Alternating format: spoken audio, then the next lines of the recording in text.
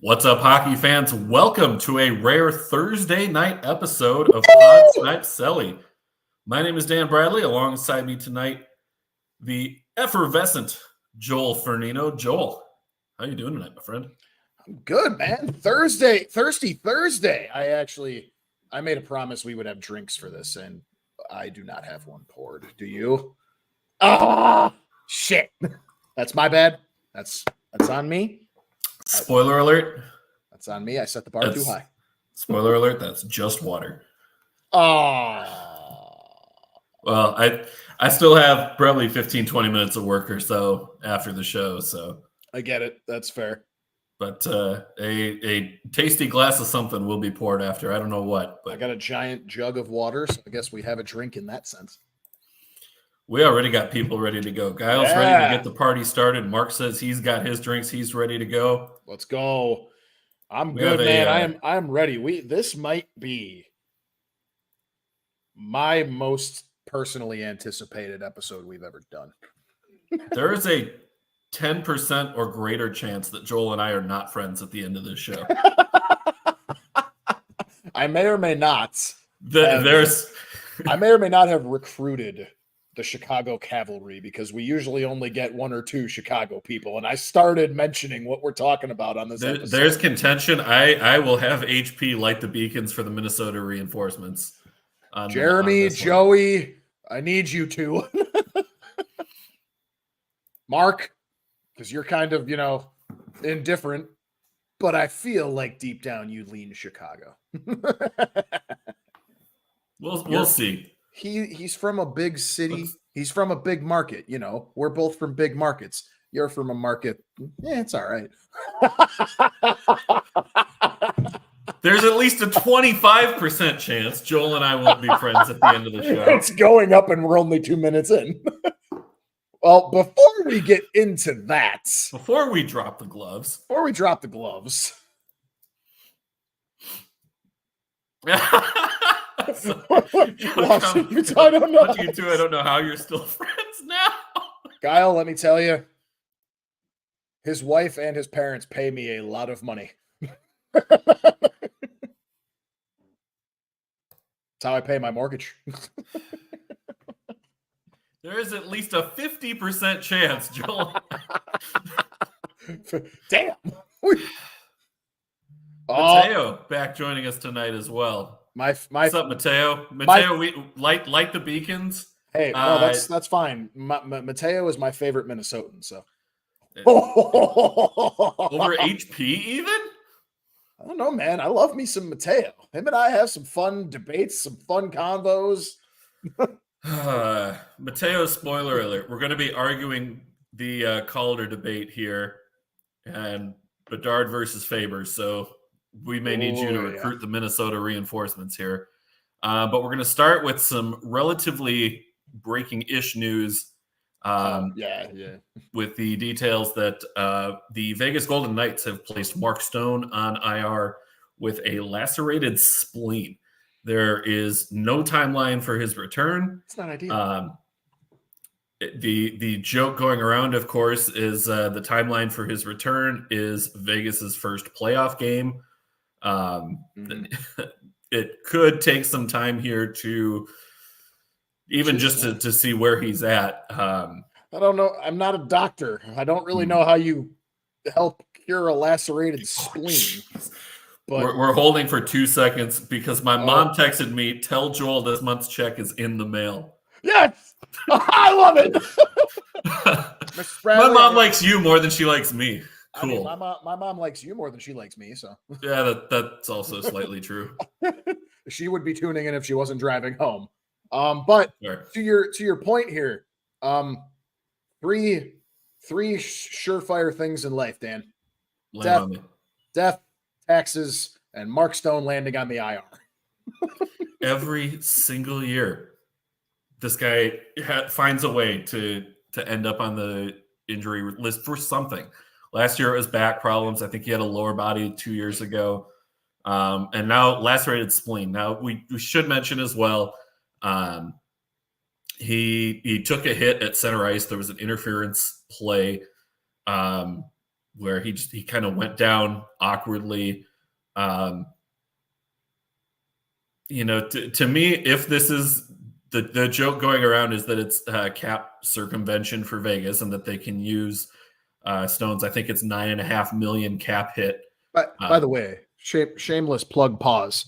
I see those viewer numbers going up. Drop a like before you stop viewing. Yeah, please do. Thank you.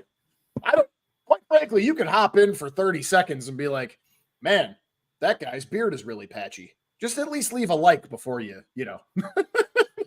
Likes, comments, we'll take it all. Yeah. Go ahead, Dan. Go ahead. But yeah, with Stone and the injury report, additionally, Jack Eichel is on IR as well. So two big pieces. Joel, how does this impact Vegas's playoff odds? Right now they are second in the Pacific Division, 10 points back of Vancouver, but with 2 games in hand. But they've got Edmonton 2 points back, the Kings 4 points back, the Blues 10 points back, Predators 10 back. There are some teams that are behind them that really could make up some ground here, depending on how long Stone is out. Where do you think this puts Vegas in both the division playoff picture and the Western Conference as a whole? Well, I can tell you right now, Stanley Cup odds outright betting, they are all the way down to plus 1,400 now.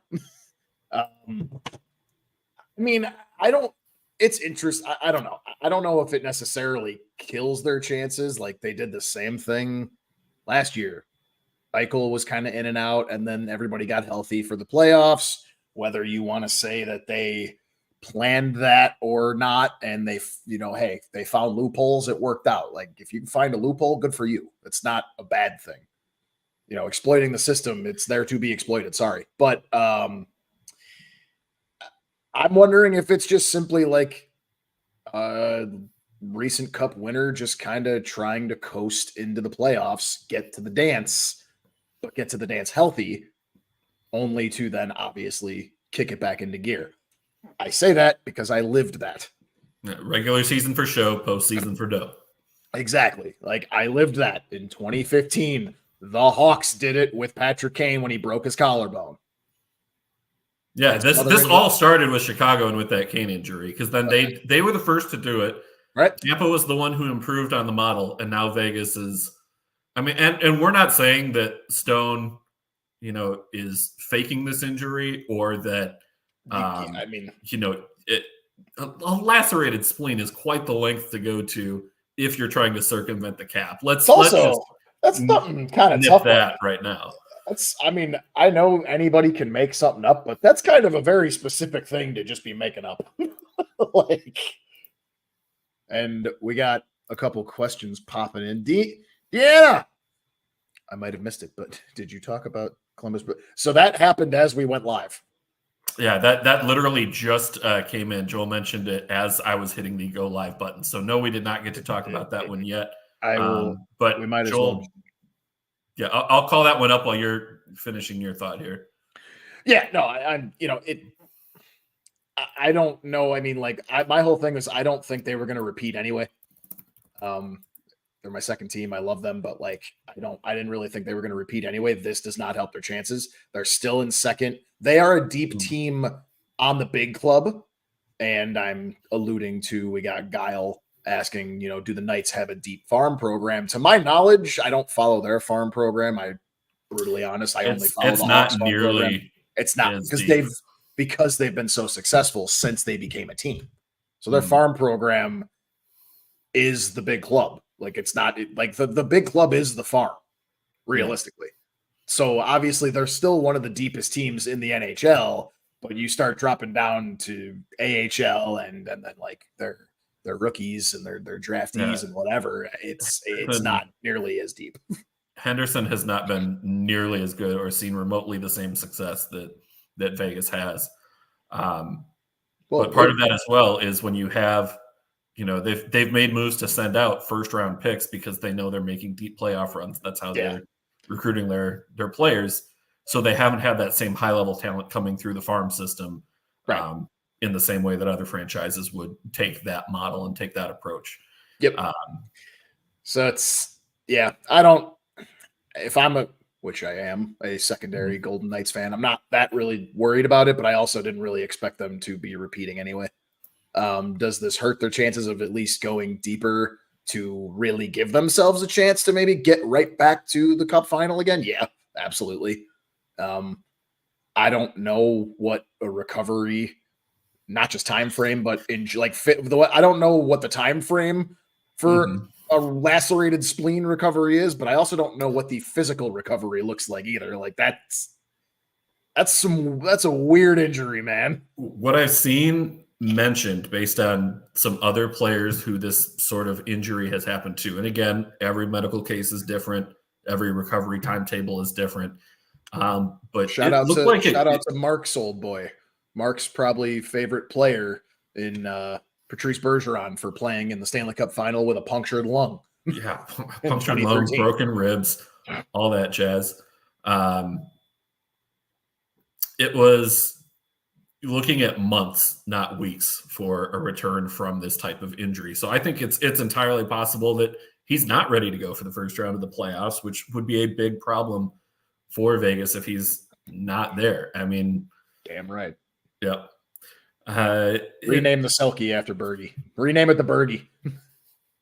I could get behind that. All that to say, does Vegas still get to the playoffs? Yes. Yeah. Oh, yes. Absolutely. But are they possibly now looking at going on the road in the first round? I think that's got to be on the table. I think that sucks for them because, as I always say, their barn is tough to play in. Mm-hmm. Yeah, not only that, in the league, arguably.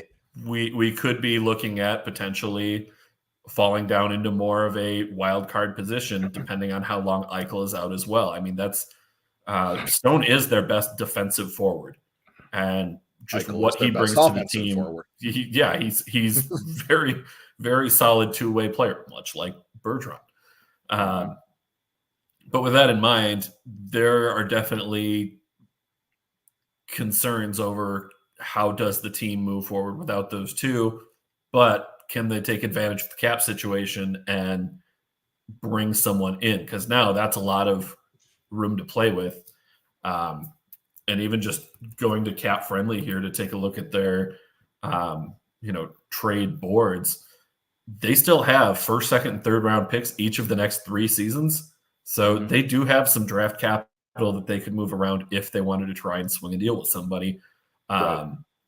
Or if they want to do something like what the Minnesota Wild did last year, where you act as a broker, maybe you're getting a 4th or 5th round pick, you're taking on some salary as a retention for somebody else, and then using that while still making your push for the playoffs as well. Yeah. I think Vegas, oh boy, I think they probably go down to 4th in the Pacific. That's because Edmonton's hot on their friggin' tail. Edmonton is coming on hot. The Kings have won 4 straight. They're playing well. And if the Kings stabilize their goaltending situation, that's a team that can do some damage down the stretch here too. So, and here's something I didn't think we'd be saying towards the end of February.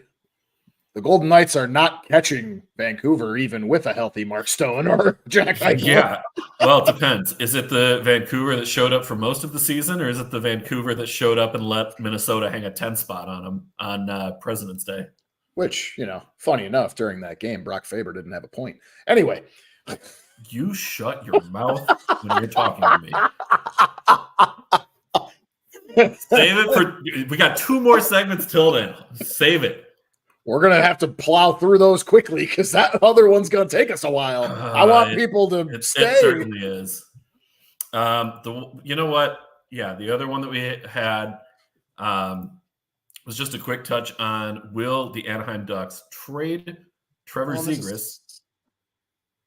This is a nice tease because the trade deadline is 2 weeks away now. Yeah, it's March 8th.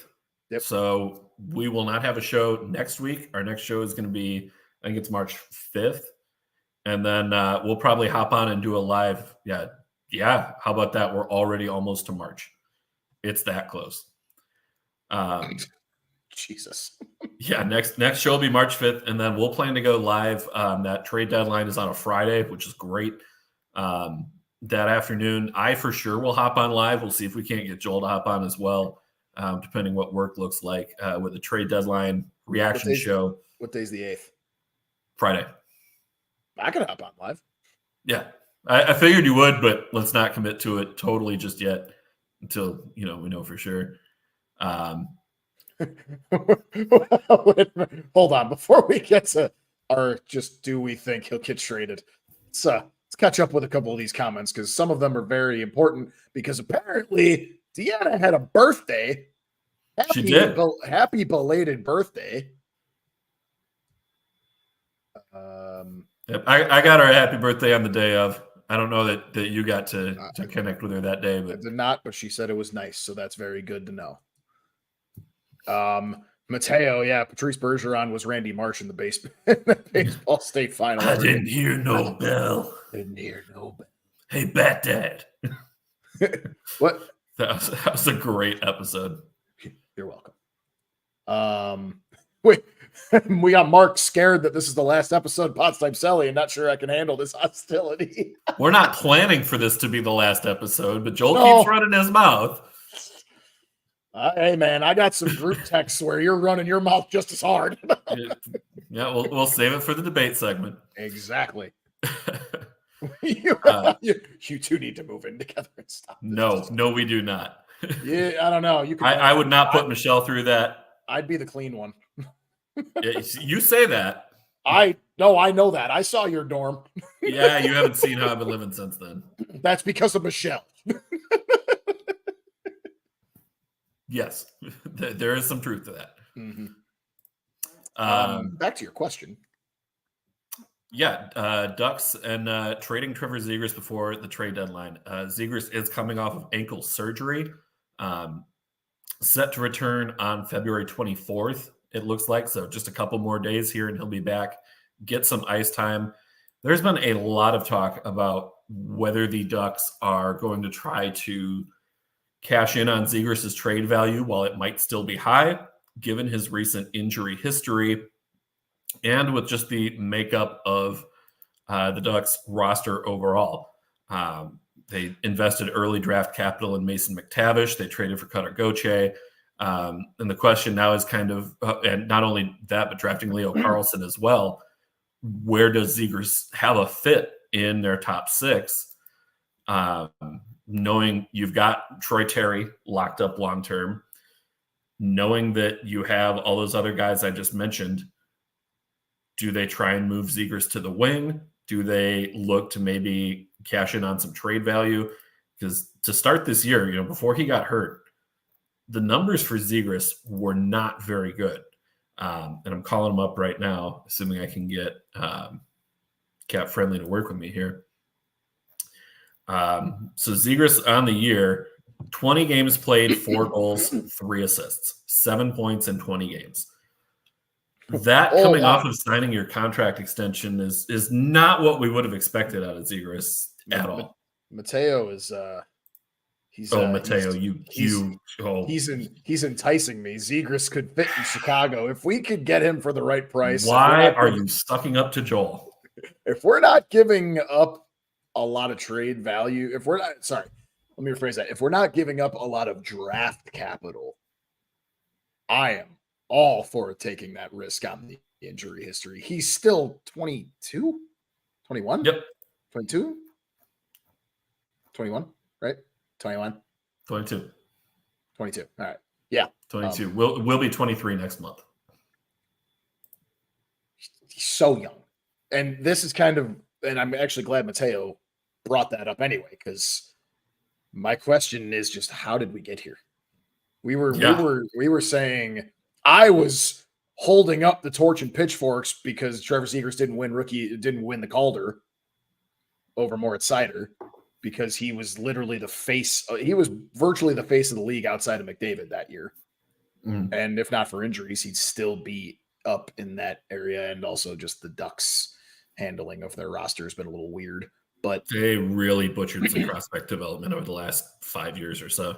I mean, not to mention like the whole Leo Carlson thing with his load management thing. Like it's just it's all very weird. So it's it's crazy. We went from this man, I'll die on this hill. He probably should have won the Calder.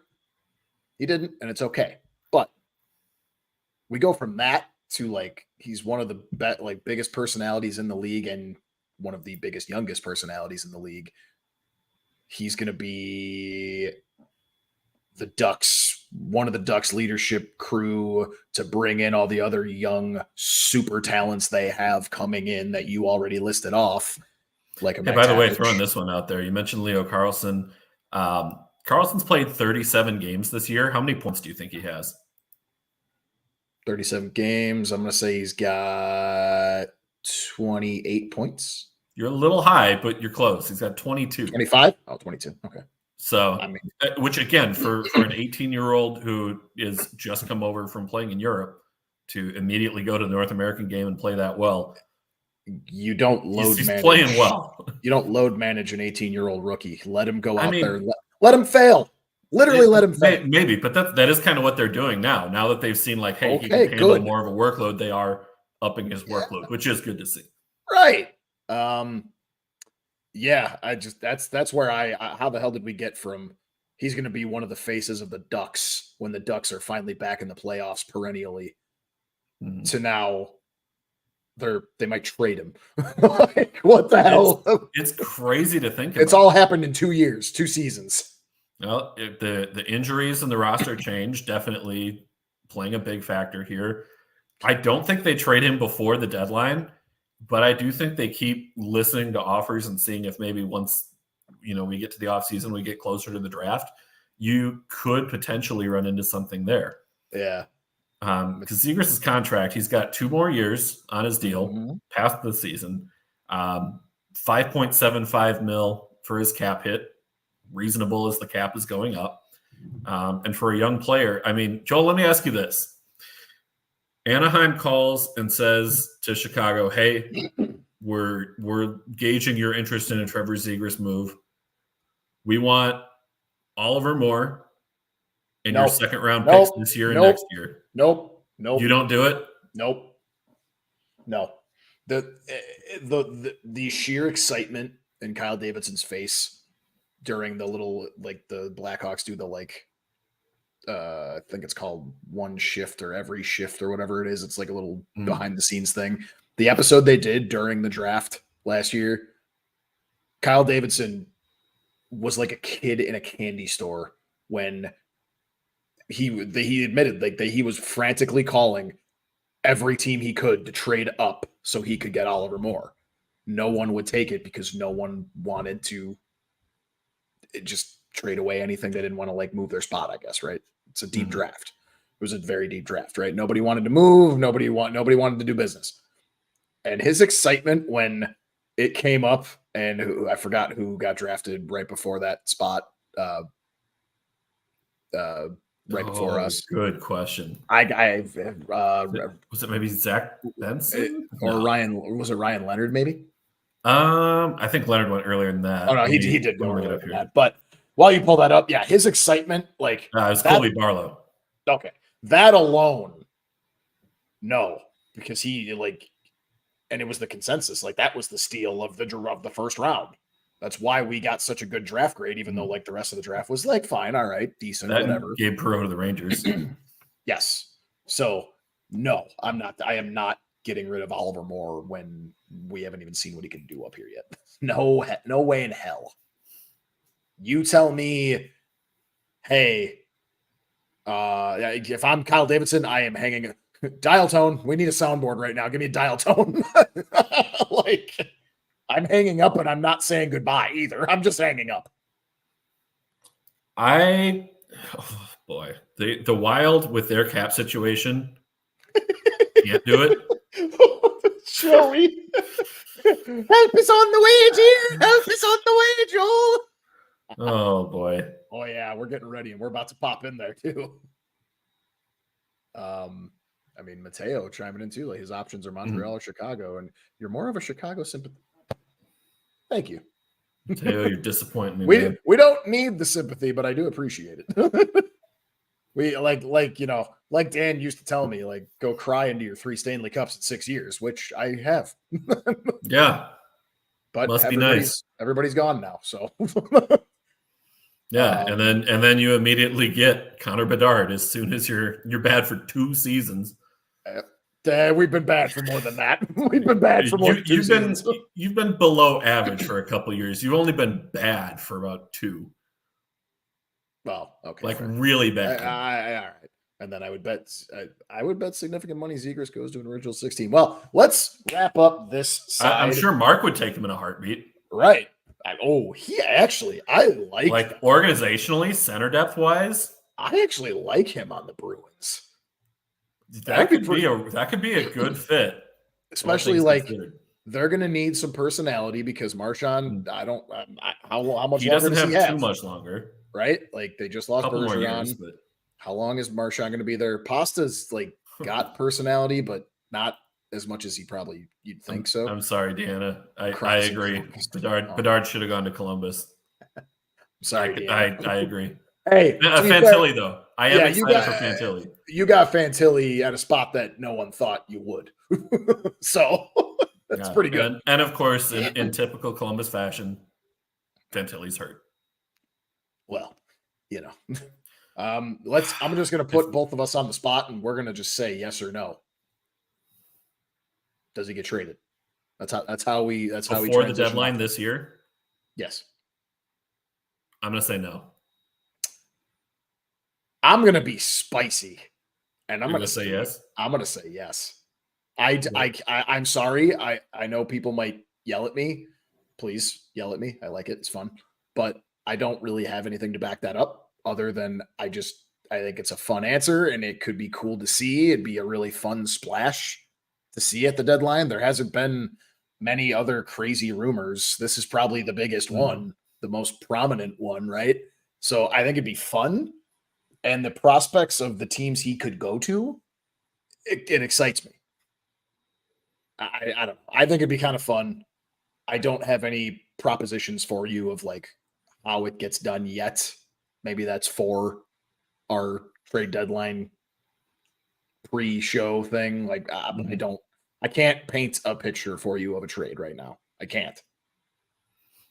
But I'll say it happens because hockey's weird. Yeah, I mean, Boston makes sense if they could get it done. Like, also he played his college puck at BU, so there's a tie. I mentioned it. He played college at BU. There's a huge tie there. Yep, there's a big tie-in. I'm trying to think of like who else it really makes sense for that to. That is interesting developments. Bruins scouts have been around Chicago the last couple of games.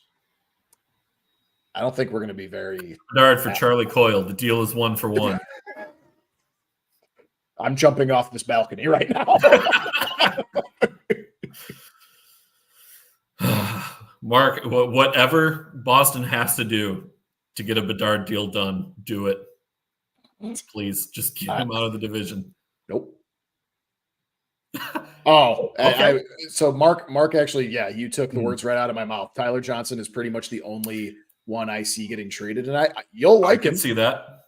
You'd like him. The fact that playoff experience, center depth, good in the dot. You're deep if Tyler Johnson is your third or fourth line center. I mean, he probably like at this point in his career, that's his role. But like he's played, he can't keep power play and penalty kill. He just cannot.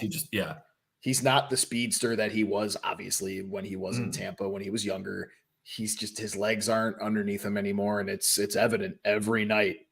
When I watch the Hawks, it's evident. He's still a good player. The hockey IQ is still there. He still makes good plays. He can still score. It's just the speed's not there. And he can say he's fair enough at the faceoff dot too. Like, Mateo, you get the hell out of here. Vlasic is not going anywhere. Vlasic is our new Nicholas Hjalmarsson, Brent Seabrook hybrid. What did I tell you the night that you guys got Vlasic? I'm going to love him. I said, you're going to love this guy. And you're damn right. He is That's one of the prospects that I feel like I truly like nailed. He's arguably our best defenseman. Probably he's not even arguably our best defensive defenseman. There's no contest there. It's obviously him and Seth Jones, and that's it. But yeah, I think so. All right, Dan, what do we got up next? What's up? What's up deck? What's on deck? We're gonna take 2 seconds to mention the trade. Okay. So the trade that went through was the Pittsburgh Penguins getting Emil Bemstrom from the Columbus Blue Jackets in exchange for forward Alex Nylander and a conditional 6th round pick in the 2026 draft. And so looking a few years out on that one. Nylander's going to Columbus? Nylander is going to Columbus, yep. And Emil Bemstrom is going to Pittsburgh. Deanna, I'm sorry. He's not a big Alex Nylander fan.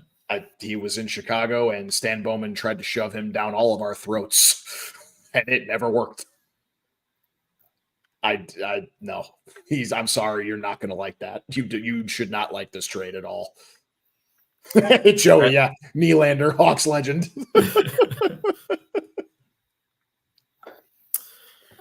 Yeah, I could be wrong. It's a good depth move for Pittsburgh to go after Bemstrom. Sarcasm. And Deanna with a good point here that Nylander for AHL Cleveland. Yes. Again, yes. That makes a lot of sense. Probably not going to make much of an impact for Columbus, at least not in the immediate future. But for, Monsters are in first. Right. Getting a player like Nylander to add some depth there and gear up for a run. And while we're talking AHL for 2 seconds here, I have not seen nearly enough NHL love for what the Milwaukee Admirals are doing right now.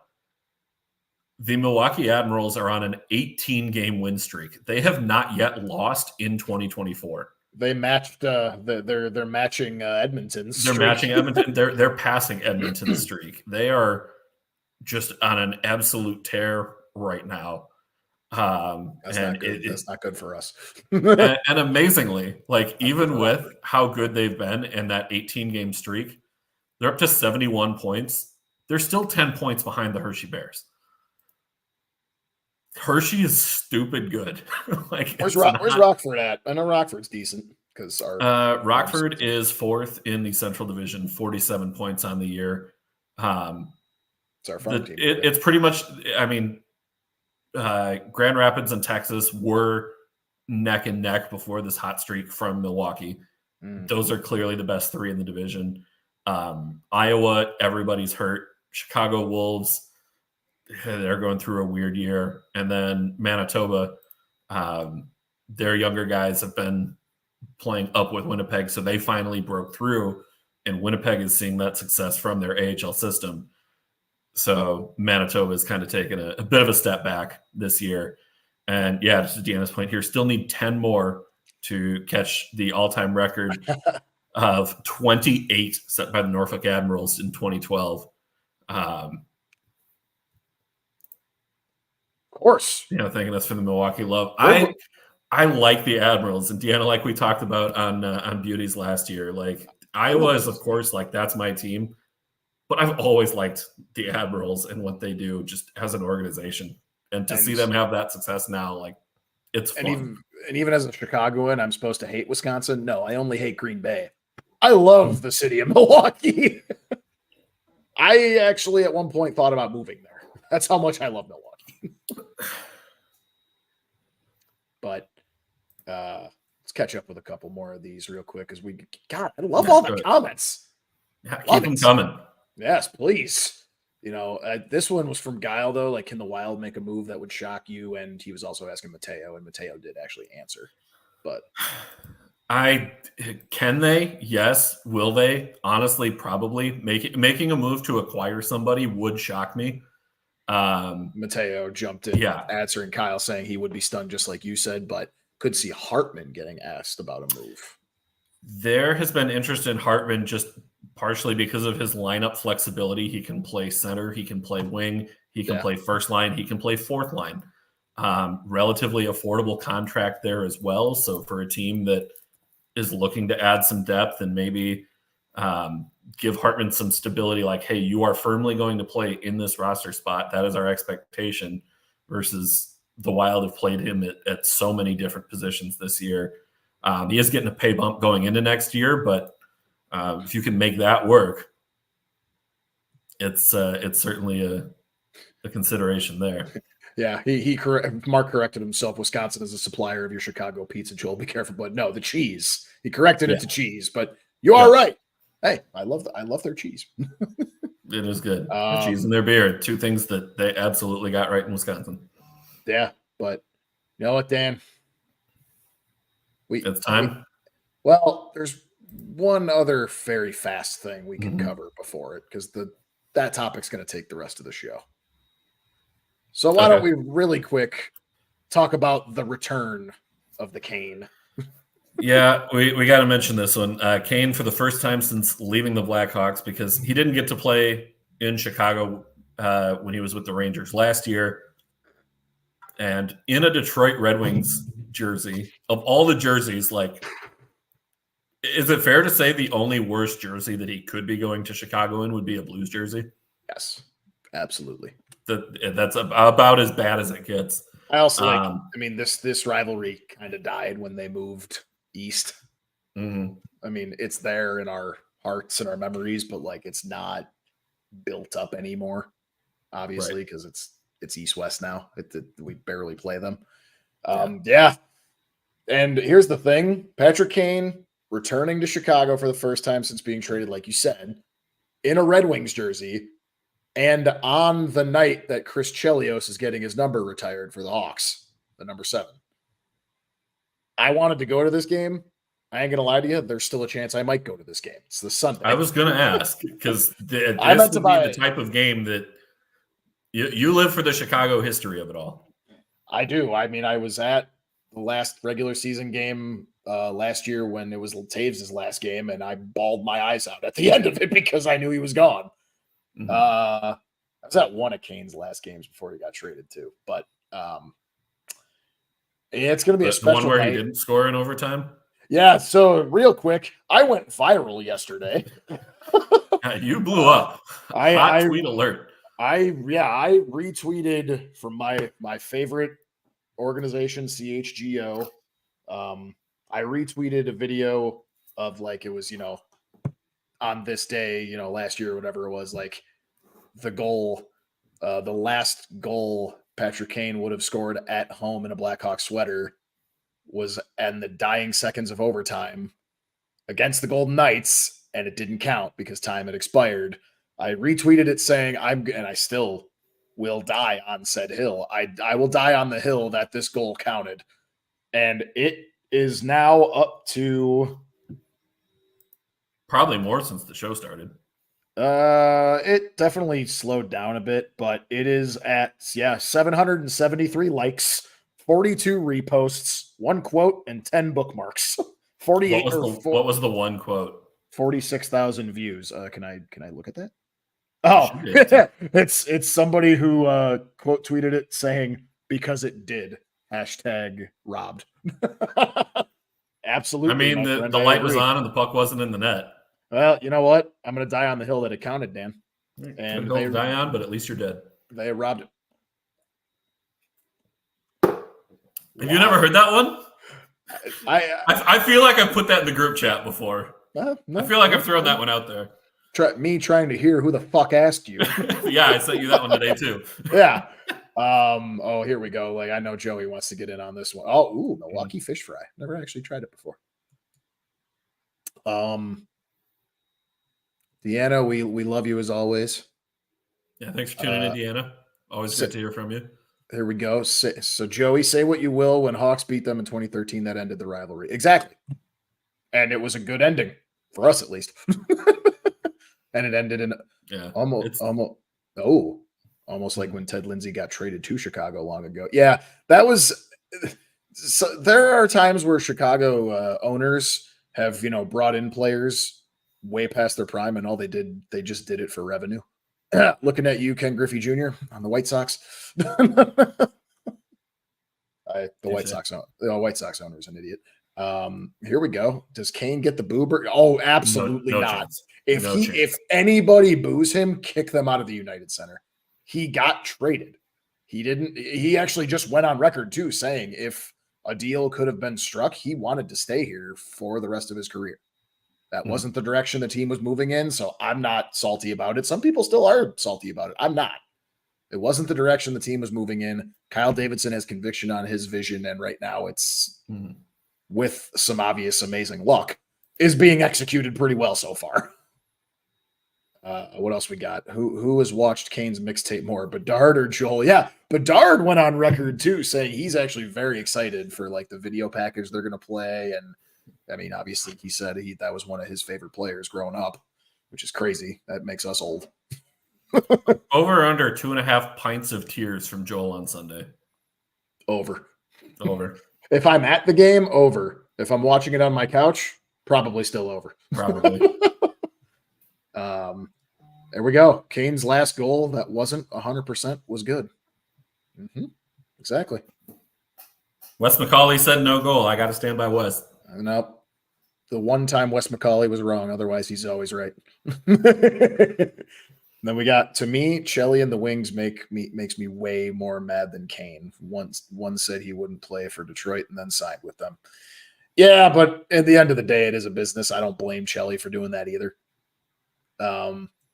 I love that we're retiring his number 2. He deserves it. He's one of the best team ambassadors. But yeah, this is going to be a fun game. I might go. We'll see. I'm going to check ticket prices, see if anybody else can go. I mean, if I'm the only one going, I'm not going to go by myself. So we'll see. But we had to bring that up because that's about to be some historic. I mean, it's just a double-decker night.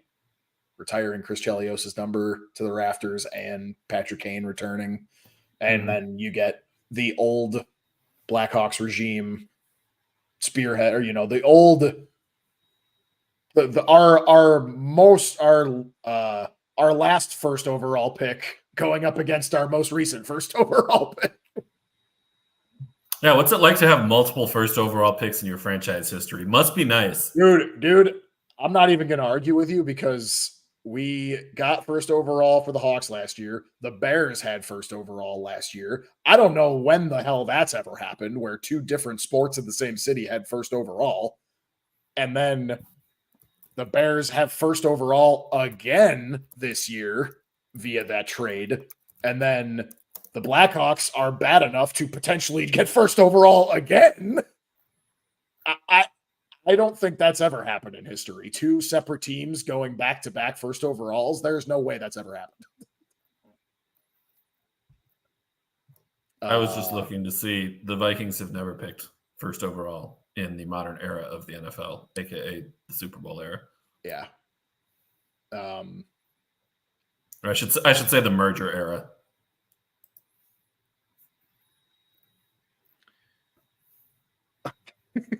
This is a good segue from Mateo. Kane's last goal counts as much as Bedard has a chance to win the Calder 0%. Oh, boy. I think with that, it's time. Gloves off. Gloves are off. Gloves are off. I will do the honors. I got you. We've caught up with the comments. We're 43 minutes in, Dan. It's time. The Calder debate. Connor Bedard versus Brock Faber. Real quick, before we fight about it, let's just bask in the fact that it's 2 of our rookies that are the top 2. And not to mention Marco Rossi at 3. Is he at 3? 2 in the mix. Is he at 3 now? In the betting odds, yes. Oh. Well, because he has the same number of goals as Connor Bedard does. 13, 14? 17. 17, right. I should know that. You should.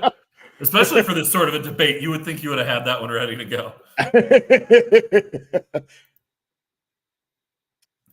Now, before we get into things too much here, I have fully resigned myself to the fact that, no matter what Faber does at this point, it's Bedard's.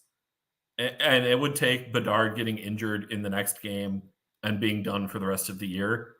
That's, the only thing that could really I think at this point, give Faber a shot. Because looking at the numbers, Faber's numbers are across the board, with the exception of points, better. Goals. Like goals/points. That's the only thing where he's really behind. And even in points, he's not that far behind. And he's putting up points as a defenseman versus putting up points as a forward. I saw somebody on Instagram yesterday saying that Faber should be discredited from the Calder because he has 4 goals this season. And it made me want to just throw things. Like, no, a defenseman's job isn't to go score 17 goals. That's not the point. It's not. Their job is to shut things down, but also he's still chipping in those points anyway. Projecting things out over the rest of the season, Faber is on track to match Moritz Seider's point total from when Seider won the Calder a couple years ago. That Zegras He's at that kind of pace. That Zegras should have won. Yeah, debatable. Again, and this goes back to that sort of a debate where you have a forward and a defenseman, similar point totals. Yes, Zegras was slightly ahead, but the point totals were close. The defensive metrics, of course, were not. They heavily favored the defenseman. And the league, much to my surprise, honestly, went with the defenseman on that one.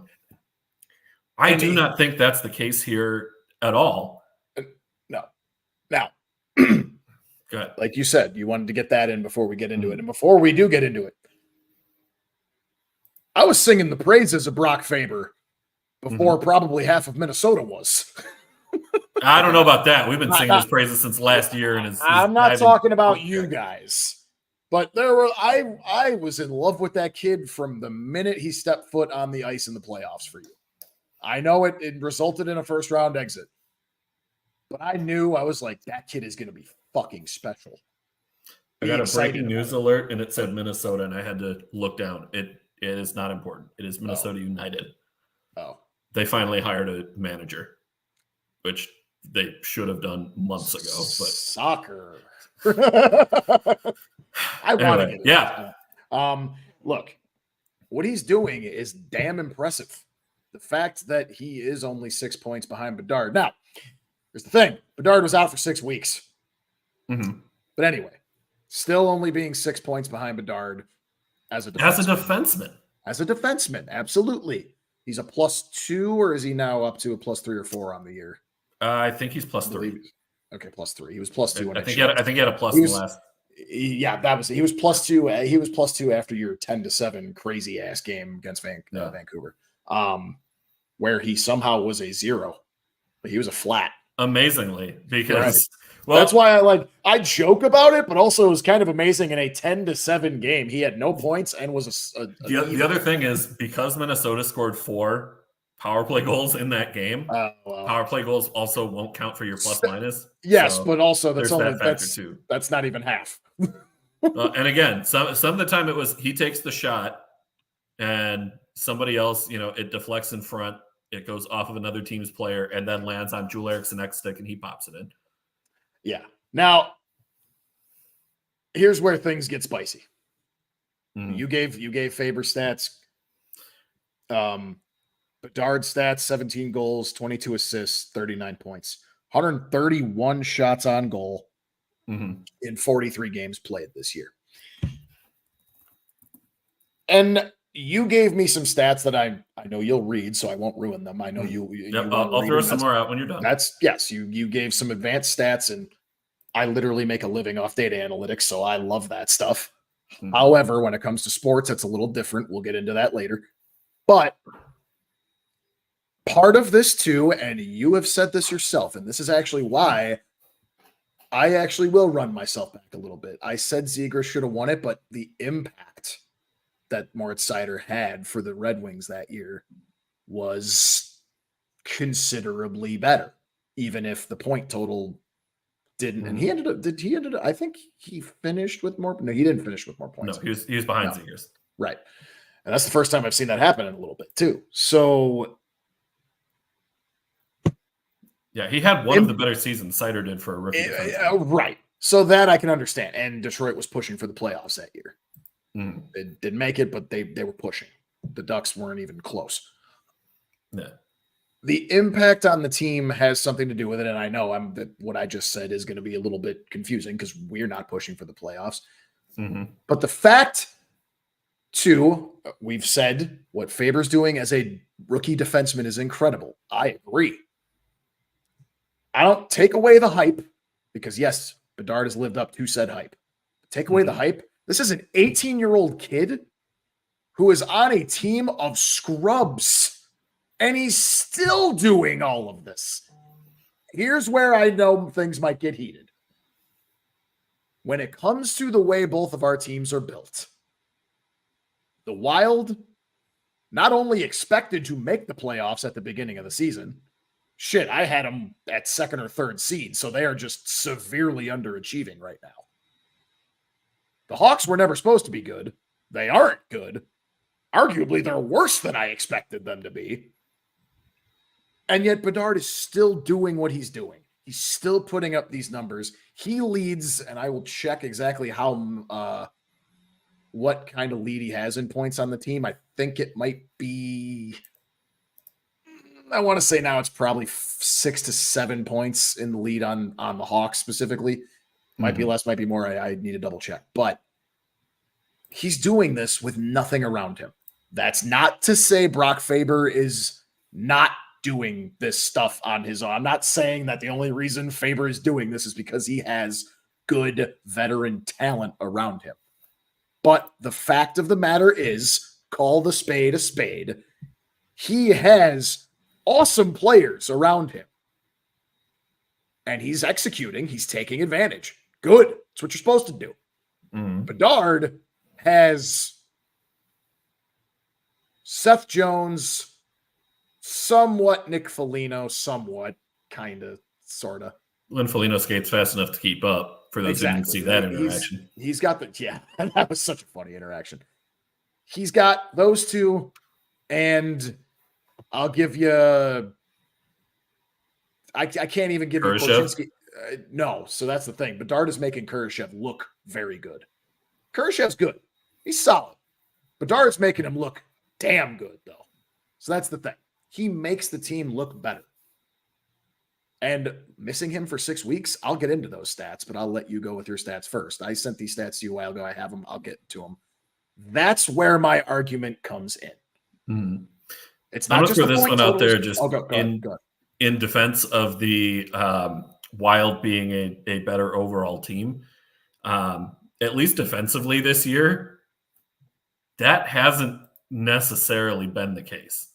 Yes, the Wild have scored a lot more goals. There is a 13-goal difference for goals against between Chicago and Minnesota this season. The defense has been putrid.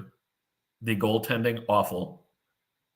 This team would be, without Brock Faber, I think within 10, if not within 5 points of where Chicago is at in the standings without Bedard. His impact on the blue line has been that significant, especially you had Jonas Brodin out for a bit early in the season. You had, Jared Spurgeon is done for the year now. So Spurgeon being out means Faber has had to step into power play one, and he's been a natural in that spot to the point where even when Spurgeon is back, next season, Faber for me is still your power play one defenseman next season. I think he has to be at this point. And that's absolutely. And just to catch up with some of the comments as we've been presenting our opening statements, as I will call them, Joey putting me in check. That argument is flawed to say goals only matter, which I agree. They shouldn't. Faber has been damn impressive as a rookie D-man, and that's where I saw that comment, and that's what, motivated me to get that. Mateo's got a good point too. Like, is it a rookie Hart or a rookie Art Ross? I guess the sad thing is rookie Art Ross, without a doubt. Like, it's Bedard. You could have penciled that one in on draft night. Honestly. And here's the thing, and we're going to get into this. Even if it's a rookie Hart, I still think it's Bedard because of what I said. Now, hold on. Now, like Joey, spicy take. You have it for veterans. Make a rookie D-man award in addition. NFL does offensive and defensive rookie of the year. Yeah, I don't disagree with that. Baseball, you got American League, National League rookie of the year. You can but have then you two. don't have these. You don't have these fun arguments in that case. Now this, Mateo and I have been in lockstep all show, and now I disagree. The Wild would be the Hawks without Faber. The Hawks are just as bad with or without Bedard. At least in terms of position in the standings, I don't think that's out of line to say. You are severely underachieving. You also have had bad injury luck. Not as bad as ours. Even as guys are getting healthy, this team is still playing with 15 mil in dead cap, and they're not going to be a playoff team this year. They're just not. And my biggest fear, they were supposed to be. They play Edmonton next, and then they have 4 games that are like Nashville, St. Louis, San Jose, and Arizona. I think those are their 4 games before the trade deadline. My biggest fear with the Wild is that they're going to win, if not 4 of those games I just mentioned. Garen is going to look at those 4 games and say, see, we can be a playoff contender, and he's going to try and bring somebody in. Wow. This team is not a playoff team, and I'm so worried that's how it's going to pan out. And this team is arguably might pick first overall again, which I ain't going to complain. But Joey is actually leading into the stat I want to present to you. Look at the offensive production with and without him. It says all you need to know. He's doing it with nothing around him. He's 18 point per game, basically. Yes. So in the 6 weeks, Bedard was out. And these are numbers that were taken before he came back. He's now played 4 games. He's got 6 points in those 4 games.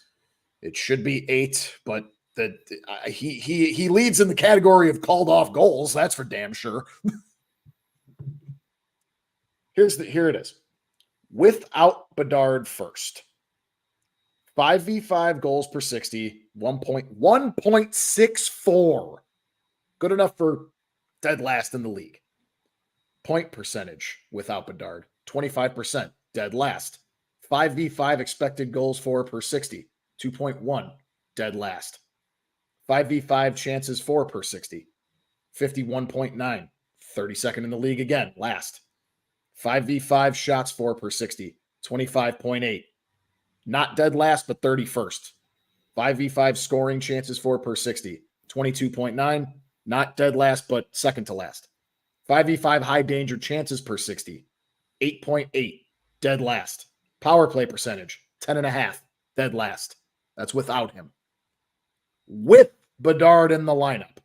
So all those were dead last or second to dead last. With Bedard in the lineup, 5v5 goals per 60, nearly 2.5, 21 and 21st in the league. Point percentage, 30.8, 30th in the league. 5v5 expected goals for per 60, 2.43, 25th in the league. 5v5 chances for per 60, 52.8, 29th in the league. 5v5 shots for per 60, 25th in the league at 26.7. 5v5 scoring chances per 60, 26.3, which is 24th in the league. High danger chances per 60, 30th in the league, 9.02.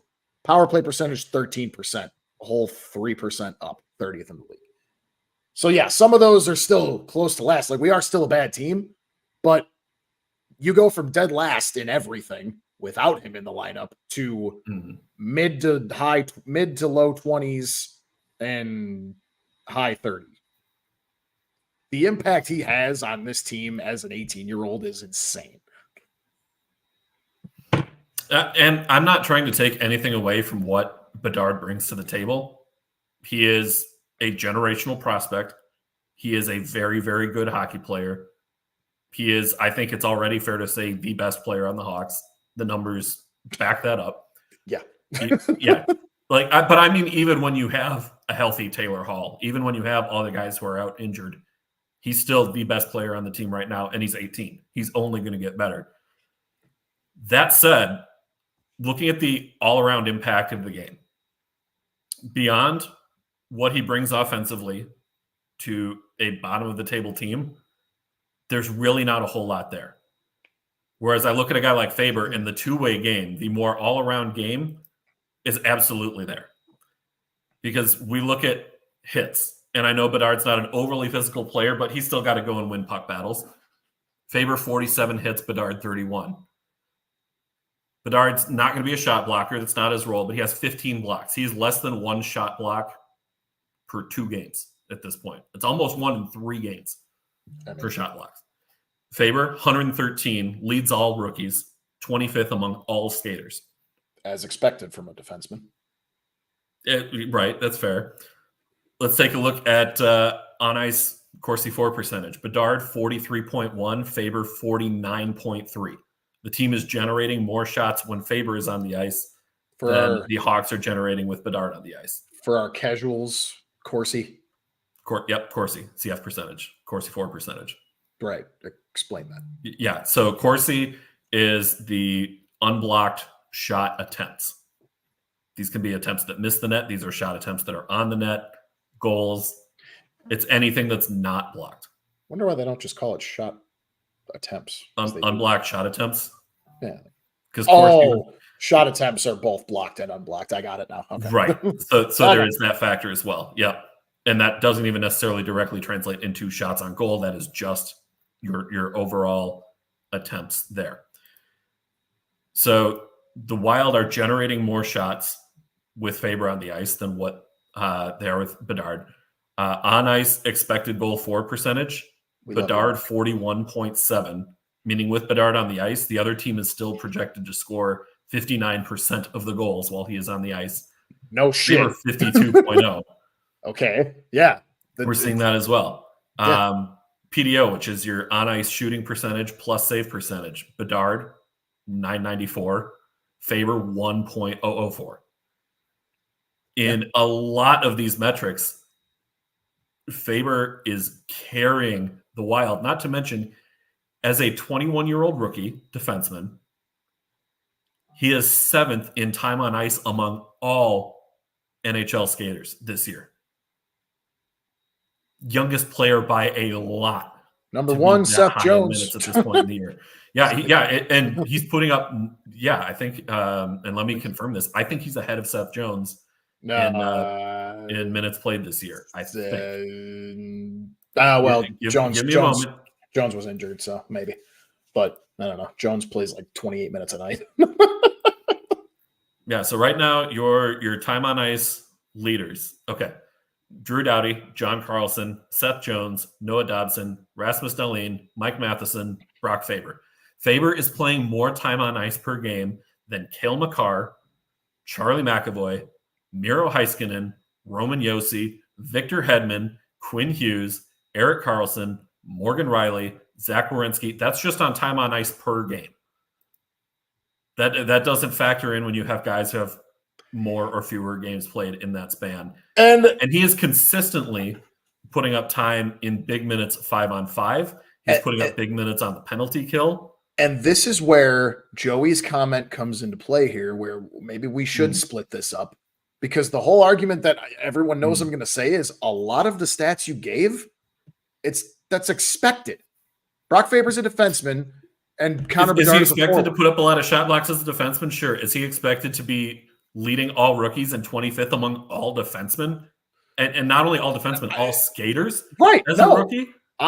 He's not. No, he's not. But again, I'm sorry. I'm going to call a spade a spade. His partner is one of the top 15 defensemen in the league. His partner has been John Merrill, Alex Goligoski.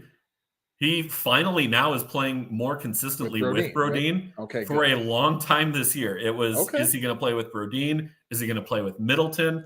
Is he going to play with Goligoski? Is he going to play with Faber? I mean, is he going to play with John Merrill? Is he going to play with Dakota Mermis? I mean, I could say the same thing with Connor Bedard has had to play with. I mean, yeah, Philip Kurashev is all right. The only thing Mateo, fight, kiss. Actually, really quick, Mateo does bring up a good point we got to mention. Something to keep in mind for everyone listening. We are debating between rookie number 1 and number 2, and it's only a debate because it is close and they are different molds of player. Exactly. Yeah. One is a defenseman, one is a forward, one is a pure scorer as a forward, one is a pretty much offensive and defensive defenseman. Like he's Yeah, gonna be solid two-way player. The thing is he's going to be one of the best defensemen in the league. I'm confident in saying that. Really high ceiling. And you should be proud of that. Oh, we are. No doubt about it. Here's where shit's about to get heated. When I get texts from you or HP telling me that it's already predetermined, the media wants it to happen, Bedard's gonna win. No, it's not. It's what they want. It's what they need. Because they learned when McDavid didn't win it a couple years ago. Yeah. By the way, who did win it that year? That was Kaprizov, right? No. Oh, no. Not McDavid's year. Yeah, no, you're right. 26. Artemi Panarin. Yeah. Artemi Panarin. Panarin. Right. Yes. So you personally should know the idea of how having an injury where you miss considerable time and the top rookie, it didn't go well for McDavid. And there was major backlash because even with missing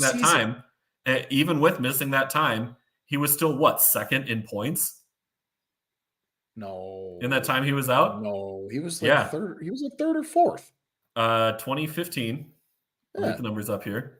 Because I remember whoever came runner-up behind Panarin, they were pissed because obviously the whole age thing with Panarin. But McDavid wasn't, because he was hurt for so long, I don't even remember him being in the point conversation. He was in the top 5, obviously, but like, I don't remember him being runner-up. I mean, you correct me if I'm wrong, but McDavid was 4th, 48 points in 45 games. He was the only rookie to have a better than point per game pace. Right. Season. Right. He missed a lot of time. Look, we can argue until we're blue in the face about the whole points versus everything else, and we've done that. We've given the stats. To be fair, at the end of the day, when you are a rookie, if you got the most points, I'm not gonna yell that you won the Calder. Now, when we start talking about the Hart or the Norris with points, like we know how we feel about that. The Calder, I get it. There are a hell of a lot more stats in the game, and this also doesn't even take into account when you have a good rookie goaltender. Well, and that's the thing too. Like a couple years ago, when Alex Nedeljkovic was putting up outstanding numbers, and he was a Calder finalist, right? And we like the thing too. Not to mention too, like you mentioned, like some of those stats too, like on Bedard's side, you need to realize that they have been splitting goaltending time between Peter Mrazek, who has been a prodigy all of a sudden. I'm glad we re-signed him to a 2-year contract. He's incredible. But he's not getting the majority of the time. It's kind of sort of split. Not 50-50, but maybe like 45-55-ish, with the second worst goaltender in the entire league from a goals against average perspective and a save percentage perspective, Arvid Soderblom. That dude is Swiss cheese. And I know I got Bucks fans that are going to yell at me, but he's Swiss cheese. He's not it. He's there along, and Mrazek is there most to be a veteran and a backstop while Drew Comesso finally comes up. Throwing this one out there, goal save above expected. This is from moneypuck.com. Peter Mrazek 6.5. That's solid. He's saved at least 6 goals. He earned himself going that in 2-year extension against the Hawks. Arvid Soderblom minus 11.8. Yep. Exactly. He's let in almost 12 goals more than what should be expected. Now, let me finish here. Go ahead. For the Wild, Philip Gustafson minus 5.8, Marc-Andre Fleury minus 5.2, Jesper Wallstedt minus 4.1. It has been awful goaltending in Minnesota this year too. Of those 5, Mrazek is having the best season, which is crazy to me. Absolutely, which also that was a side argument of why the hell is he not just getting the majority of the time, but whatever. We're trying to lose anyway. It doesn't really matter. But you're damn right, Joey. They be salty, and that's where I'm getting at. I don't want to hear that Bedard won the Calder because the media wanted him to. And here's where now I think my percentage will jump up from 50 to 75. And I say it with love because I know the misery you have gone through that Minnesota sports fans go through. But some of this crap I see, and I'm not necessarily saying it's from you or HP or Mateo or whoever, but Minnesota is the woe is me sports fandom. Everyone is out to get you. Everyone wants you to fail. Everyone hates you. Everyone's out to get you. The refs want you to lose. The league wants you to lose. We're not Toronto. We're not. Let's take about 10% off. Yes, a lot of that is true. About 10% off there, Squirrely. But we're not Toronto. Come on now. You're way describing Toronto more than you're describing Minnesota there. They do it in a more annoying way. Yours is just kind of sad, where I kind of feel bad for you. The Leafs, it's funny. Right. Exactly. And the Leafs fans will tell you that. That's the thing, too. I like your fan base. I don't like the Leafs fan base. See? And yet Vikings fans still don't bitch as much as Green Bay fans. That's true. Speaking of which, by the way, to back things up on the Minnesota point, I remember one point you yelled at me because your team has never been to a Super Bowl. Bitch, you went to 4. In the 1970s. Okay. How many did we win? 0. Yeah, the Bears won a Super Bowl in 2 and they've won 1 since then. They won in 1985. I wasn't even close to being. Yeah, that's still I wasn't here. I wasn't here. Doesn't matter. You can still hang your hat on that. You still won. I can't hang my head on shit. I wasn't born. I wasn't even. Shit, I wasn't born for another almost decade. Your team still has one. Your team still has one. This is what your team still has one. Shut up. End of the day, your team still has one. No, it doesn't matter. Yes, it does. End of the day, your team still has one. How many playoffs? Okay, this turned into a Bears Vikings thing for a hot second, and that's okay. Since that, I'll humor you. Let's just say I was alive in 85. Since that Super Bowl and actually, you know what? No, I'm not going to humor you because since then, your team has still been to a Super Bowl. You have seen them play in one. Okay, and I'm not disagreeing with you. Since that Super Bowl that I did get to witness, because we're not counting 85 because I was not alive. Since that Super Bowl we went to in 06, bear with me here. I'm not taking it away. I was in 6th grade. I enjoyed it as much as I could as a 6th grader. I'm not taking that away. I'm not trying to say woe was me for that one. But since then, since that Super Bowl appearance and loss, how many playoffs have the Bears been to? Not just been to, but also won. Since 2006, Don't know. But again, why are we going to the Bears when we're talking hockey? Because where's the tie-in here? The tie-in here is that Minnesota sports fans think that everyone is out to get them. And now everyone out there is saying Brock Faber is going to get screwed. Think the league just has an absolute obsession with Chicago and wanting to make sure that Chicago is good and will do everything they can to make that happen, which I think will include Bedard winning the Calder. But then even after all of the success that Faber has had, the betting odds this year, Connor Bedard minus 550, Brock Faber plus 420, Luke Hughes plus 2,000, Marco Rossi plus 2,500. It's not even close. Damn, wait, it was minus 210 when he was injured. Yeah, and even then, even when he's injured, he doesn't even move that far beyond being the favorite. And that's the point. He was out for 6 weeks and no one passed him. No one passed him. He was Faber out was for past 6. him in points, He but wasn't again, past he's him. a defenseman. He wasn't past him. He was tied. Okay, but still, as a defenseman, that's where he was. And you add in all of the things that he does on the back end, shutting down the opponent's best line night after night after night. You're going to see him tomorrow night when it's Jonas Brodin and Brock Faber against Connor McDavid. Yeah, and I'm calling this shot. McDavid does not put up a point tomorrow night. Yeah, I don't know about that. McDavid is not going to put up a point tomorrow night against those two. I don't know. Watch it happen. I don't know about Watch that it happen. No. Calling my shot. Hold on a second, by the way. We could stop fighting for Mhm. 2 seconds. We didn't introduce the show on what we should have. Happy anniversary to the Miracle on Ice today, by the way. 44 years ago. 44 years ago. But as we talked about, that was before 1985. That was before Joel was alive, so it doesn't matter. Yeah, that's fair. Hey, we weren't allowed to see it. Here's the betting odds are the way that they are. You were bringing it up because the minute Bedard stepped back onto that ice, he killed it. 2 multi-point games in a row. Like I said, six points in 4 games. Should have been 8.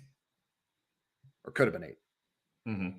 And no one ever passed him in 6 fucking weeks. I don't care if you're a defense. He's a scoring defenseman. You said it yourself. He's really not, though. He clearly he is because he's doing putting out points. That is not. So that's the thing. Profile. He clearly can score. And what did he do? He tied Bedard the day before Bedard came back. Yeah, as a defenseman, which is amazing. Yeah, and it's great. It's incredible. Yeah. And I'm not going to sit back at the end of the season if and or when Bedard wins the Calder and hear people say, "Oh, he was given the trophy. He didn't earn it." That's horse shit, and you know it. We're not saying he didn't earn it. We're just saying it should be handed to him, as it already seems like it has been, because there's nothing Faber can do. No, if they finish the season, if they finish the season within 10 points of each other, who gets the award? Bedard. 10 points. Yeah. At what point does it become close enough that it's Faber's? At what point? Because he's a defenseman putting up points against a forward. We've talked about how all of the defensive metrics say Faber. At what point, in terms of point production, does Faber have to close that gap on Bedard for him to win it? What is the actual number here? Hey, I'm sorry. When he passes him in points. Sorry. That's ridiculous. Sorry. That's absolutely ridiculous. That's how it is right now. That's how the life is right now. That's bullshit, and that's not how it should be, and you know that. Well, that's how it is. And quite frankly, he's earning every bit of it. But that's not even how it is, because we just saw 2 years ago when Seider won it, and he was 11 points back of Zegras. He wasn't even the highest scoring rookie on his team because he was behind Lucas Raymond, but Seider still won it. And at what point? 11 points. If he's 11 points behind, is that close enough? You said no. So by your own admission, that's the problem. That's ridiculous because history goes against that. Well, it's what matters. Until they change it or until they decide to split the trophy, that's how it works. So I'm not going to sit here and take, Bedard doesn't deserve the trophy. Bullshit. I never said he didn't deserve it. I'm not saying you're All I have that. said You're is not that saying to this that. point, Faber should that. be your favorite until Bedard is able to separate that point gap at least past 11 points, because that's what we've seen in the past year. That's what the precedent is. And to your point, sorry, we got comments. We'll have to get to those. We just go back to hey, I keep going back to the teams. That's my thing. That's the other thing. But these aren't team awards. They're individual awards. I'm not saying you have to measure the individual performance of those players. They are individual awards, absolutely. But you have to take into account how they're doing when they're surrounded by jack shit. Have you seen John Merrill play this year?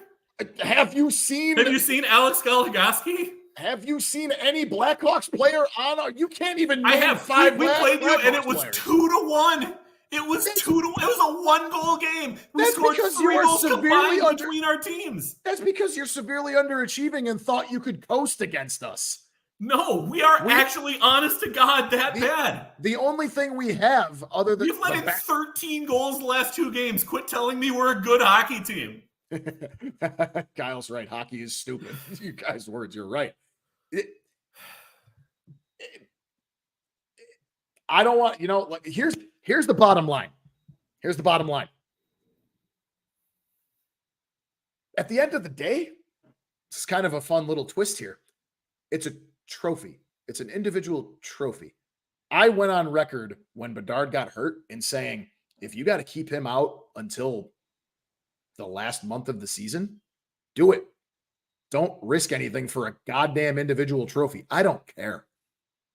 And that's my point. You blowing your gasket is my point. everyone in Minnesota is getting so pissed off when in reality, you have one of the best defensemen in the league at 21 fucking years old, and you're getting pissy just because he might not win the Rookie of the Year trophy. When in reality, he's obviously going to come in second if he doesn't win it. I'm not even going to say he's not going to win it. There's a chance he wins it. And you know who's not going to cry, piss, and moan and bitch about it? Me. Because it's a trophy. All I'm saying is whoever does win it, they earned it. They weren't handed I'll agree to that. They weren't handed it. They weren't gifted it because the media loves them and it's their darling. Just like the Blackhawks weren't handed first overall in a fucking rig. They got lucky.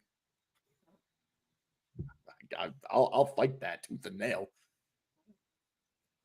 They won it. They earned it. But at the end of the day, whoever's the runner-up, we're both fucking winners. What other teams can say that they're having this argument right now? None. We got Connor Bedard, and I am enjoying every fucking bit of year we get with it. You have one of the best defensemen, if not potentially the best defenseman in the league in the next couple of years. So who gives a shit? I don't know that he's going to be that good, but I certainly think he'll be up there. I think he is going to be that good too. At that. See, Joel definitely didn't get mad that Bedard might not win. Exactly. I don't know if that's sarcasm, but I didn't get mad. I don't get, like, at the end of the day, like, it's fun to argue, but I'm not going to be pissed if he doesn't win it. Because I know it's going to be Faber who wins it otherwise. If it was anybody else, I might be pissed because that's stupid. I'd be a little confused if Marco Rossi made it in the mix. And if Luke Hughes comes out of nowhere and ends up taking the thing, then I think we'd both get a little salty about that one. But no, and my thing is, like, I'm not going to be mad if Bedard beats Faber. For the record, I'm not saying you or any of the Minnesotans watching are part of who I'm yelling at about who's bitching that he's going to be handed it. I'm not saying you're saying that. Mateo's not saying it. You're not saying it. HP's not saying it. Any other Minnesotan I've forgotten that watches us I'm not saying they're saying that. Yeah. My point is, if their point totals are close at the end of the year, if they're within, say, that 10-point threshold that we've seen in the past, it should be Faber's award at that point. If they're within 10 points of each other based on that precedent, and based on not only that, but that Faber is projecting at this point, he's been healthy, knock on wood, it stays that way. If he plays all 82, that's huge. Absolutely. And here's the other thing. The only thing I do get heated about when we're talking. You say that, and then I have one more question for you about this, and then we'll wrap. Oh, okay. The only other thing too is, like, it's kind of where, like, Joey's comment wins. They really should split up the award because you brought up all the defensive stats, but the whole thing is, yes, he should be winning the defensive stats. Bedard will get better. Bedard's already shown he's got, like, defensive skill, but we don't ask him to do it. We don't want him. Yeah, and my point with bringing up those defensive stats as well was not only to show where he's at in relation to Bedard, but to the rest of the rookie class and to the rest of the league as well. Absolutely. You have to bring it up because for a defenseman, it's incredible, especially as a 21-year-old when you're not at your prime as a defenseman until you're like 28, 27 maybe. And he's playing 25 plus minutes a game as a 21-year-old. Like, that's crazy. Which I'd be careful. You don't want to. That's another concern. Do we burn him out by playing him so much in a season that we're not doing anything anyway? Hence my thing too. Even before Bedard's injury, luckily Richardson kind of caught this, but Bedard had some of those stints where he wouldn't come off the ice. And it's like, bro, like, come on, get off the ice. Yeah. I know everyone. And here's the point too, with him coming back, he got to watch this. He got to watch his own team for 6 weeks. They put up 1 goal or less in 11 straight games. Minute Bedard comes back, that changes. He got to watch that, though. Before he got injured, Bedard had a little bit of a kind of like, I'll do whatever I can to help the team. I'll make the passes. I'll, be super unselfish, this, that, and the other thing. He watched how bad this team is without him. He came back, and it's already shown in these 4 games, even though he didn't put up a point last game, but the 3 before that, 6 points. he's now finally realizing, like, wait, they need me to be me. They don't need me to do other things. They need me to be me. And I think that injury just unlocked him. We really quick before you ask your question, we got a bunch of comments. God, I love it so much. Mateo, like if Luke wins, he would actually get back. So would I. He's not close right now. Like, Guile, Minnesota proud man. Yeah, I mean, Faber's one of us, man. Yeah. Here we go. Bedard is a forward that does his job. Faber does his job. Hughes does not do his damn job. I love that. There's some truth to that. That was also the same knock on Quinn Hughes early in his career. Right? Offensive only defenseman who can't play defense. And like thankfully Quinn he's improved defensively. The offense is still there, but for Luke Hughes, have to wait and see on that one. And Joey takes my point exactly. Mm-hmm. And guess what? You're going to get him because you're going to get Macklin Celebrini too. So then you're going to have Bedard. You're going to have Celebrini. You're going to have Oliver Moore. You're going to have Frank Nazar. You're going to have Sam Renzel, Kevin Korchinski. You're going to have all these guys. Alex who's the Levshinov? Levshinov, the defenseman from Michigan State. Yeah. Good God, if you get him either, like that's actually who I think we'll take if we don't get one overall. I actually think we might do that. Oh, because he'll end up getting second overall, and then he would be a solid pick at second overall. Yeah. Or third. But we could drop to third. Columbus dropped to third. It'd be nice. It won't happen. Chicago's not picking lower than 2 this year. What is your? Yeah, and I should have taken you up on that bet, but I hand to God, I didn't think we would be this bad. I knew we'd be bad. I knew we were going to be bottom 5. I didn't think we'd be firmly in the basement. In your defense, you also didn't expect a Taylor Hall injury that was going to keep him out for most of the season. You didn't expect whatever happened with Corey Perry to happen with Corey Perry and that he'd be off the team. That's kind of the thing too. Like our roster, it's same as you. Our roster has, if you were to do a study on the 2 biggest injury bugged teams this entire year, Minnesota is 1B and Chicago is 1A. Like, if you look at a snapshot of what our starting lineup was on opening night compared to what it was a few weeks ago when Bedard was finally injured along with everybody else, it was Rockford. We were the Rockford Blackhawks. Yeah, and for a while, the Wild were the Iowa call-ups. Thankfully, things have settled down a little bit in that regard, but yikes. And also, look, I didn't even bring this part up. Kind of goes without saying. I mean, I'm sure Bedard would absolutely clamor to, have somebody on his team like Kirill Kaprizov. Like Faber has on his team. But there's a lot of the game where they're not on the ice at the same time, too. I know, but I'm just saying. What was your question you wanted to throw at me? I was going to ask if because you said 10. You said at 10 points, if Faber is 10 points back, that Bedard still gets the Calder. Absolutely. If Bedard is 10 points back, but Minnesota makes the playoffs. If Faber is if Faber is 10 points behind Bedard. I was like, here's the thing, just real quick. Double-digit points for either of them, they should win the Calder. A double-digit point differential? This might be one of my only very few old schooly takes or non-analytical takes. Mm-hmm. For the Calder specifically, if one rookie is double-digit points ahead of everybody else, they should win it. That's that.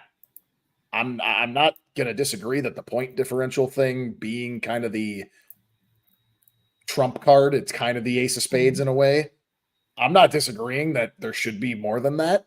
And we've seen there is a little bit more than that. You said it, Moritz Seider over Zegras. But double-digit points? That double digits was the point differential with Zegras. I know. But also, Bedard has been more. Wow, I can't speak words. We've been talking so much. More impressive. How did I not think of the word impressive? What the fuck?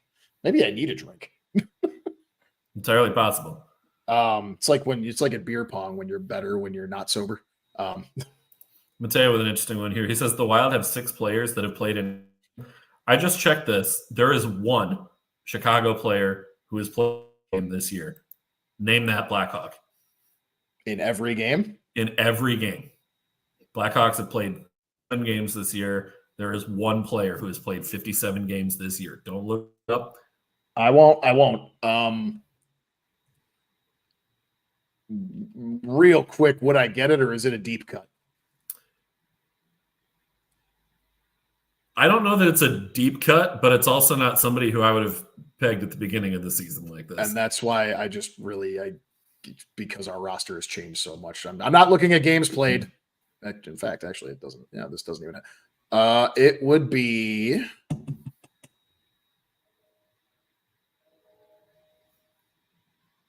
I believe it would be Jason Dickinson. That's it. Yep. And he's been good. That's the other thing too. Like, he's solid too, but and actually, I won't even say Bedard made him solid because Jason Dickinson showed up and showed out when Bedard was out. So that's lucky. Get the fuck out of here, Mateo. He's trolling. Kevin Korchinski for life. He's reeling you in. All right, so that was your question. Yeah, that was the question. Is if the Wild make the playoffs, okay, and it's within the 10 points, is that enough at that point to tilt the scales for Faber for the Calder? Unpopular opinion, no, because you did say it yourself, and I Yep. also said it myself. It's an individual award. Yep, individual versus team. Yep, I agree. Now, I know you and I have actually been a little more in lockstep with the heart when it comes to yes, the players' team getting. But because there you're talking about the value of a player to the team, and if you miss the playoffs, how much value did you really add to your team? Exactly. And in this case, it's literally just saying like, who was the best rookie? And it's pretty much from scoring, but I know then there's so many different stats. Hockey is probably the closest thing to baseball when it comes to a shit ton of stats that you can dig into. Yep. Nothing's ever going to beat baseball. They have acronyms for their acronyms for their acronyms. Like, it's kind of nuts, but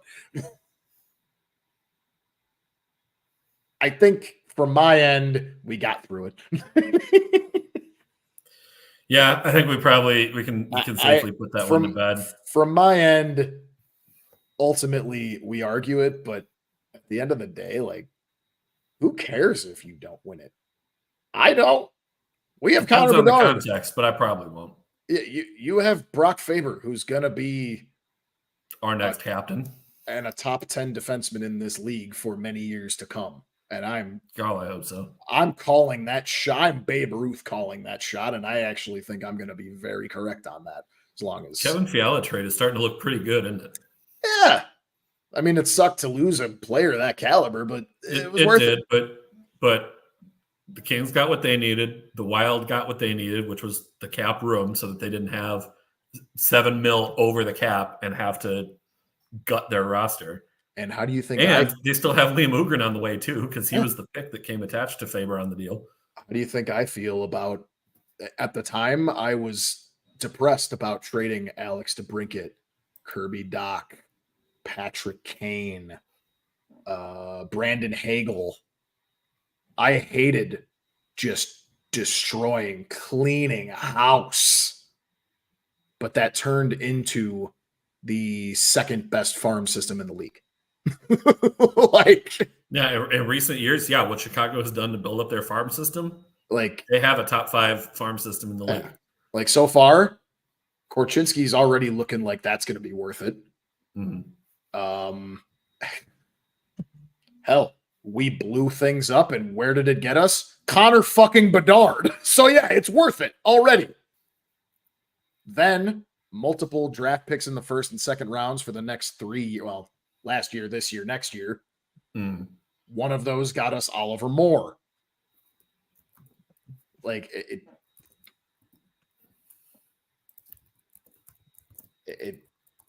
we're both in good spots. Our futures are bright.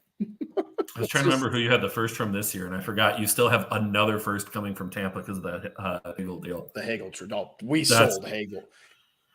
Hagel's can good. The Wild find? Can we send Ryan Hartman to Tampa Bay so that we can get 2 more years of first and second round picks from Tampa? Get the Tanner Jeannot special, the Brandon Hagel deal. Can we get that for Hartman? Had you done that last year for Hartman, you could have. Now, last year, no doubt we could have done that. Yeah, this year. But now that he's signed to the extension, no. The extension, and he's not putting up the points he put up last year, right? No, we would have been cashing in on high value last year. Plus but that's the other part of the problem is showing too. Yeah, is he has come plummeting back down to earth after getting the extension. Let's rattle through one more thing here, and then we'll do picks, and then we'll keep this quick because we have gone an hour and a half already. Connor McDavid, 4th fastest player to 600 assists. McDavid's stupid good at hockey. Auston Matthews, 50 goals in 54 games. He is the fastest U.S.-born player to score 50 goals. And you didn't even include the other milestone that was in here. What other one am I missing? Patrick Kane getting 800 assists. I, honest to God, didn't see a thing about that. Know who I blame? I blame you because you should have said something about that. This actually set it up better. The biggest Patrick Kane fan I know, and you have not said one word about it to me prior to this second. I'm still smoking the copium that he's not here anymore. I've accepted it, but it's still sad. All right. Yeah, dude, he got his 800th assist. Rattle through picks real quick. Sabres, Blue Jackets. I'll take the Jackets on the upset. Wow. Nah, give me the Sabres. Jets minus 1.5 at the Blackhawks plus 1.5. Guess what? Yeah, that's how it works. 3 games tomorrow, and these are the 3. Give me my boys now that Bedard's back. We cover. I'll take the Jets. Not to mention the Jets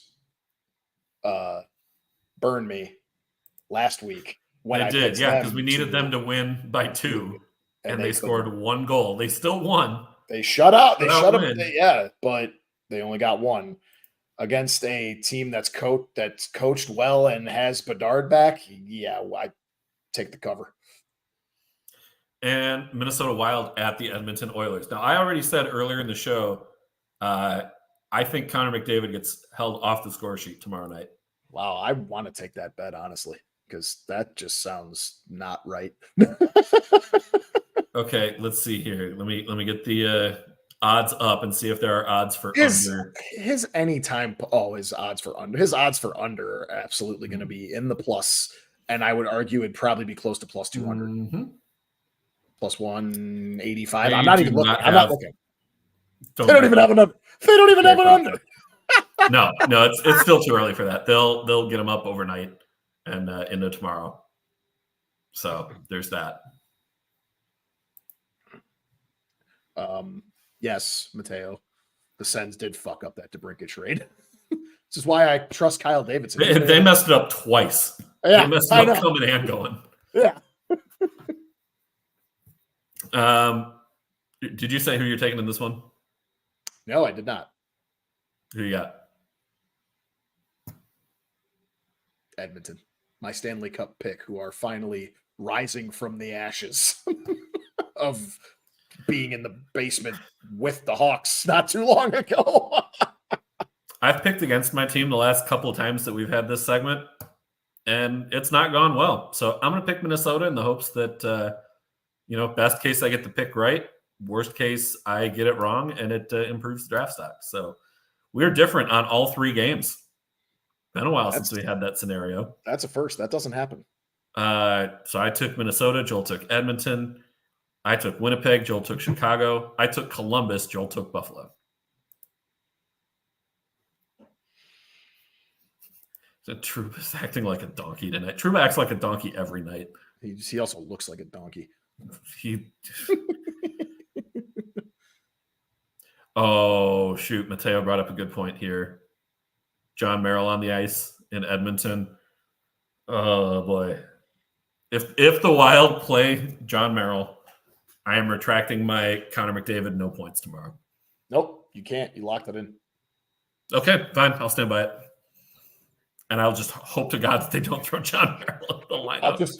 I almost, just for the sake of spite, I want to bet on a McDavid hat trick. Do it. We'll take the extremes. You're taking the hat trick. I'm taking 0 points. It's fair. I love John Merrill, the person. John Merrill, the hockey player, hasn't been it this year. Hey, yeah, that's how I feel about Lucas Reichel. Great person. Don't know what the hell he's doing as a hockey player right now. He's living in He's back in Rockford, so. All right, that is it for tonight's show. Thanks for everybody who is insane and stayed with us for this long. This was our most viewed live show that we've had in weeks and possibly months. Probably the most comment traction we've had as well. So thank you to everybody. Guile, Mateo, Deanna, Mark, Joey.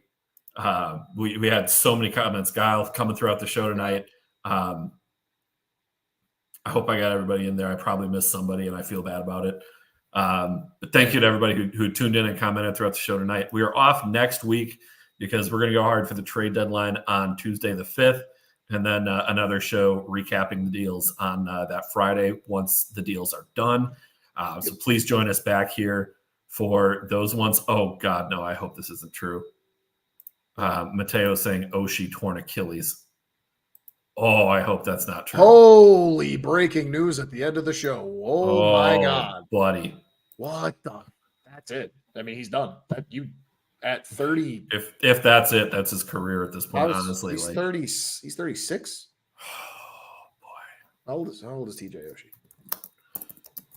Oshie? Oshie is 37. 37. At 37, a torn Achilles.